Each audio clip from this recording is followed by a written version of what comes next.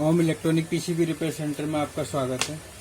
आज हम LED TV voltage chart के बारे में आपको जानकारी देंगे और इस कॉन्सेप्ट को आप ध्यान से समझना है और आप इसके जो है स्क्रीनशॉट ले लेना है आपको। ये जो मैं वोल्टेज बता रहा हूँ, इस वोल्टेज के आधार पर आप एलईडी टीवी के सारे जितनी भी फॉल्ट हैं आप उन्हें जो है रिपेयर कर सकते हैं आसानी से। तो मैं आपको समझा रहा हूँ कि आप ध्यान से समझें।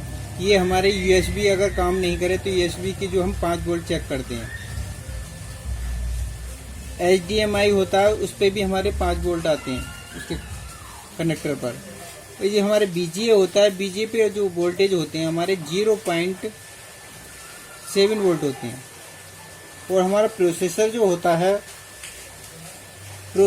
होता है हमारा मदरबोर्ड में भी होता है और प्रोसेसर जो हमारा होता है पैनल पे भी होता है। तो इसके जो वोल्टेज होते हैं 1.2 वोल्ट जो होती है हमारे 4 वोल्ट होते हैं और इसकी जो मेन वोल्ट होती है वो 3.3 वोल्ट होती है। ऐसी हमारी मेमोरी होती है, मेमोरी के भी हमारे 3.3 वोल्ट होते हैं। अच्छा, रैम जो होती है, रैम के बारे में बताऊं आपको मैं। रैम होती है, इसमें 3 प्रकार की रैम होती है। रैम हमारी होती है DDR1 जो होती है, उसकी जो सप्लाई होती है वो 2.5 वोल्ट होती है DDR1। और DDR2 जो होती है इसकी हम पहचान जो वोल्ट से करते हैं कि हमारे कितने वोल्ट की है, तो उससे पता चल जाता है कि हमारी रैम जो है कौन सी है।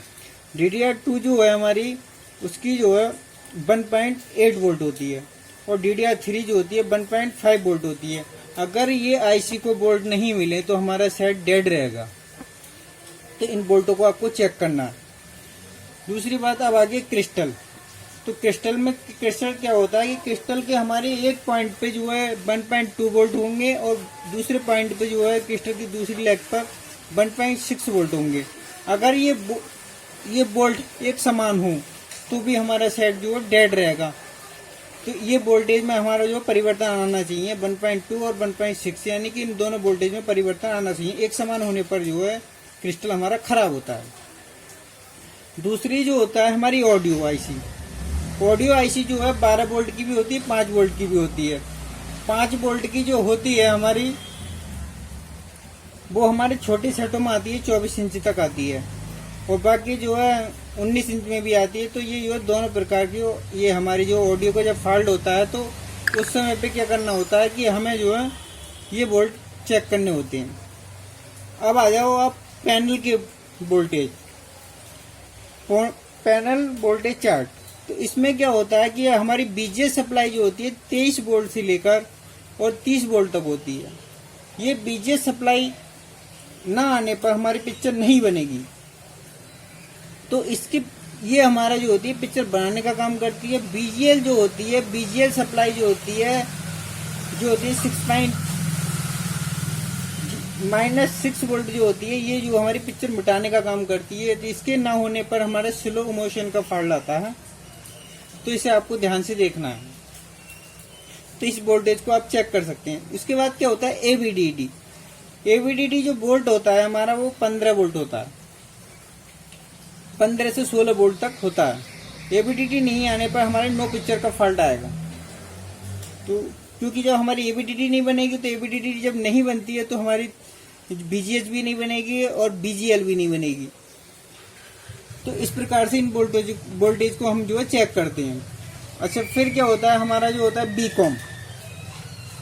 बीकॉम वोल्ट जो होता है हमारा 6 वोल्ट होता है और DC to DC IC जो होती है हमारी वो 12 वोल्ट।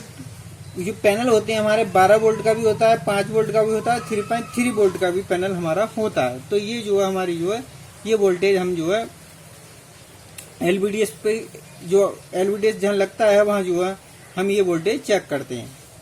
इसके ना होने पर भी नो पिक्चर का फॉल्ट आएगा। दूसरा जो है हमारी गामा आईसी जो है, गामा आईसी की जो मेन वोल्टेज है वो हमारी AVDD है। जो मेन इसे जो इनेबल करती है वो AVDD सप्लाई इनेबल करती है। उसके बाद जो होता है बीकॉम हमारा आउट करती है। और जो इसकी जो मेन सप्लाई है इसकी जो वो 3.3 वोल्ट है। 3.3 वोल्ट जो हमारी गामा आईसी को भी जाती है, लेवल शिफ्टर को भी जाती है, मेमोरी को भी जाती है, प्रोसेसर को भी जाती है। ये तो 3.3 वोल्ट तो सारी एक मेन सप्लाई है। उसके बाद क्या होता है कि हमारी लेवल शिफ्टर आईसी, जो लेवल शिफ्टर आईसी होती है, लेवल शिफ्टर आईसी जो होती है वो जो हमारी 27 बीजीएच जो होती है 27 वोल्ट और जो -6 वोल्ट जो बीजीएल बोल्ट होते हैं, ये जो है इसकी इनेबल सप्लाई जो होती है लेवल शिफ्टर की, ये जो है इनेबल सप्लाई होती है। तो ये जो है इनके ना होने पर भी हमारे जो है नो पिक्चर का फॉल्ट आएगा। तो इन सप्लाईयों को जो है लेवल शिफ्टर आईसी पे जो है आप चेक कर सकते हैं। दूसरा क्या होता है कि उसके बाद ये तो हो गई हमारी सोर्स पीसीबी की बात। अब क्या होता है, पैनल की जो साइड में जो साइड कॉप होती है जिन्हें कि हम गेट कॉप कहते हैं, तो गेट कॉप जो होती हैं उन पे जो सिग्नल जाता है उन सिग्नलों को आप जो है डीएसओ के द्वारा ही चेक कर सकते हैं। मगर मैं आपको ऐसा एक फार्मूला बता रहा हूँ कि जो वोल्टेज के आधार पर भी आप उन सिग्नलों को चेक कर सकते हैं। अगर आपके पास डीएसओ नहीं है तो आप उनके वोल्टेज को चेक करके जो है कंफर्म कर सकते हो कि हमारा आ रहा है या नहीं आ रहा है।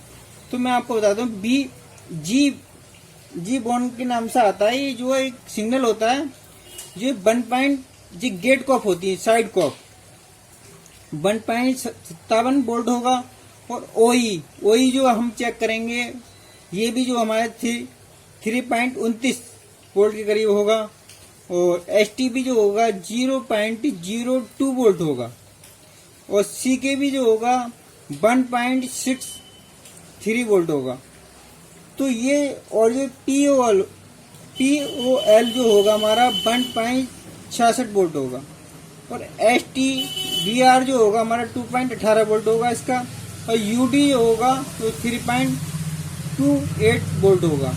तो ये जो होते हैं हमारे गेट कॉप पे होते हैं। अगर गेट कॉप अगर आपको पास डीएसओ नहीं है तो आप जो है इनके वोल्टेज के आधार पे चेक कर सकते हैं। अगर आपको गेट कॉप पे ये कोई भी वोल्ट नहीं मिले तो हम सोर्स कॉप से जो है इसकी जंपर मार देते हैं, जिसकी वजह से जो हमारा पैनल जो है ऑन हो जाता है।